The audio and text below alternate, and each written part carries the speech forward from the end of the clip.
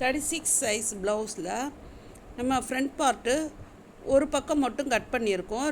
இன்னொரு பக்கமும் கட் பண்ணணும். அதுக்கு மீதமுள்ள துணியை விரிச்சு போட்டு அது மேலே ஏற்கனவே கட் பண்ண ஒரு முன்பக்கத்தை கிராஸாக போட்டு அதை பின் பண்ணி இது அதே அளவுக்கு வெட்டிடணும்.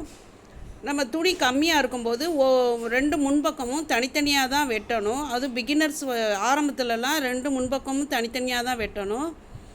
இப்போ எங்கெங்கே ஸ்டிச் பண்ணுவோமோ டாட் பிடிக்கிற அதெல்லாம் சிசரால் சின்னதாக கட் பண்ணி அடையாளப்படுத்திக்கிடணும். இப்போ 3 டாட்டையும் பெரிய ஊசியை வச்சு ஹோல் போட்டு பேக் சைடு மார்க் பண்ணிக்கிட்டோம்னா நம்ம தைக்கும்போது பக்கம் மாறாமல் வேகமாக ஸ்டிச் பண்ணி எடுத்துடலாம். அதுக்கப்புறம் நம்ம இப்போ பேக் பார்ட்டில் எவ்வளோ மடிப்போமோ அதை அடையாளப்படுத்திக்கிட்டு பின்பக்க சைடையும் முன்பக்கம் உள்ள சைடை ஒன்று போல் வச்சு மடிப்புக்கு போக மேலே உள்ள துணியை அளந்தோம்னா 3.25 வருது. 1 இன்ச்சு தையலுக்கு சேர்த்து 4.25 எடுத்துடணும். அது பட்டியோட சைடு அளவு. பட்டியோட அகலத்துக்கு டாட் பிடிக்கிறது போக மிச்சம் உள்ள அளவை பார்த்தோம்னா 10.5 இன்ச்சு வரும். இப்போ பட்டியோட சைடு அளவை ஃபஸ்ட்டு குறிச்சிக்கிடணும் 4.25. அடுத்து பட்டியோட அகலம் கிராஸ் பட்டியோட அகலம் 10.5.